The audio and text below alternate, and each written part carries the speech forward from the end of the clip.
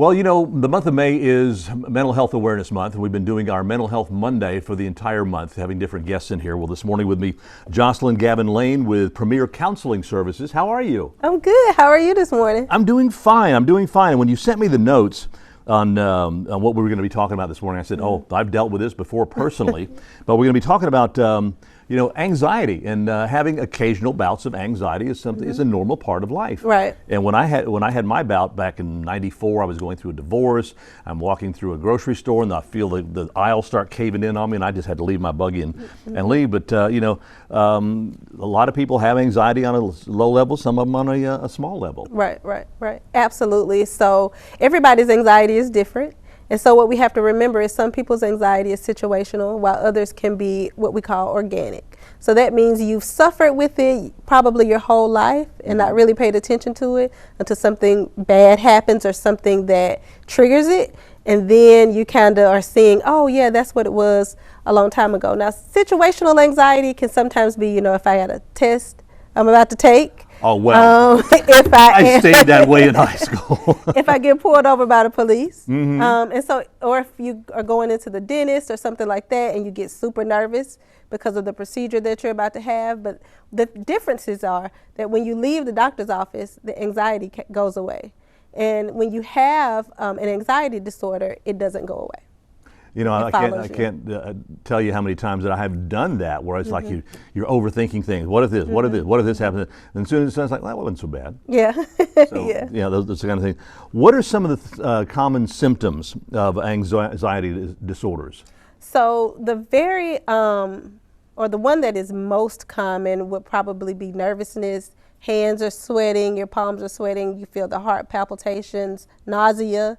There are a lot of physical symptoms, and then with your thinking and your thought process, we call it going down the rabbit hole, impending doom. Oh my gosh, if I run this red light, then I'm going to be hit by an 18-wheeler, and then this is going to happen, and then this, and then this, and it's like you can't pull yourself back. So that's probably one that I get the most with clients. Besides the physical issues, is also that they can't pull themselves back from those negative thoughts. I was reading some of the symptoms here, thinking, when that about happened to me, hyperventilation, increased heart rate, sense of impending danger, and all like that. So, and thinking obsessively about the panic trigger. Right. And these are all things that that can, and they can interfere with your daily activities. Oh yeah. And so that's when you know that it's time to get some help.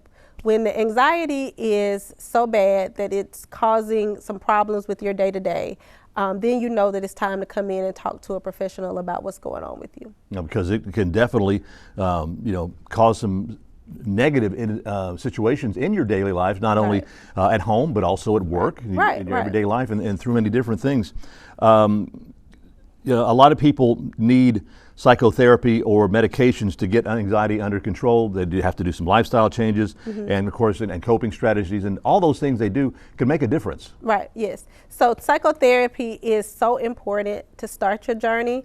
And if you need medication, then your provider, if they're not prescribing medication, they should be able to send you to someone that can assist you with that, whether that is a psychiatrist, a psychiatric nurse practitioner, or your family doctor should be able to prescribe that for you. And along with the medication and working on some coping skills, you should be able to get on track with your therapist or your mental health provider.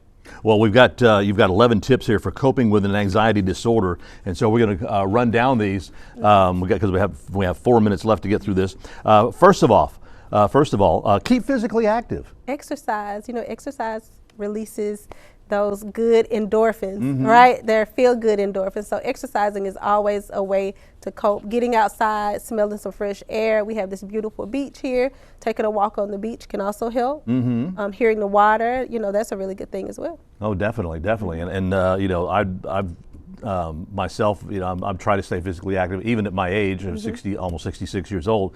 But I study martial arts and everything, and I feel good. Great. I feel good. Things like that. Avoid alcohol and recreational drugs. Yes, avoiding alcohol. I think we all think about, when we get home, I'm going to have a glass of wine, and that's going to help me relax. But we forget that alcohol is a depressant. You know, so if you're already dealing with depression or you're already dealing with anxiety, and then you couple that with alcohol, it can sometimes not have a good outcome for you. And of course, recreational drug use, all of those things are things that, you know, don't really get to the root of the issue.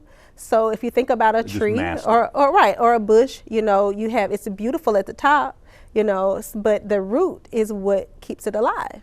And so we really have to get focused on what the root causes of things are. Oh, I like that.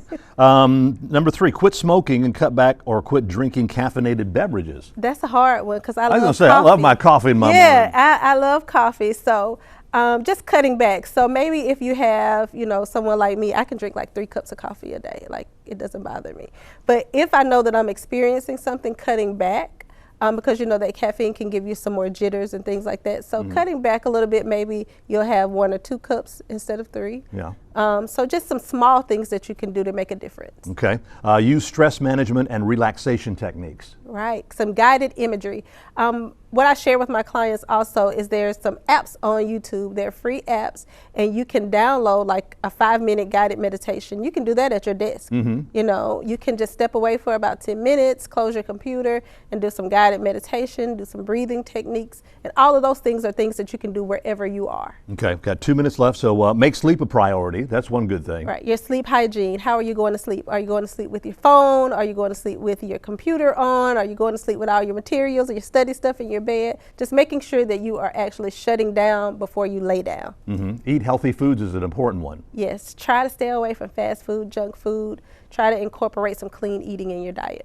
Learn about your disorder. That's one big thing. Definitely go to therapy. A lot of people think that I'm just going to get the medication, and once I get the medication, that's going to cure everything because it helps with the symptoms. But again, if you don't get to that root cause of the anxiety, then you're not really dealing with it. And here's an important one. Stick to your treatment plan. Yes, stick to your treatment plan. We tend to, you know, when we take antibiotics, when we start feeling better, we stop taking them.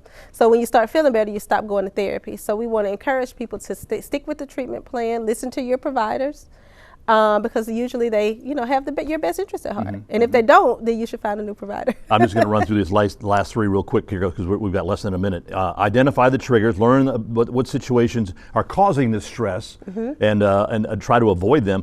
Keep a journal.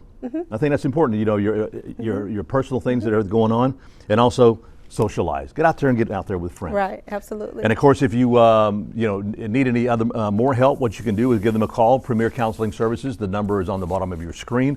They'll be glad to set up an appointment with you. And Jocelyn, thank you so much. Thank you for being here on the show with us. I enjoyed it. Thank you very much. Again, if you're having some issues with anxiety, which everybody does, but if you have it on a heavy schedule or something, call Premier Counseling Services here on the coast.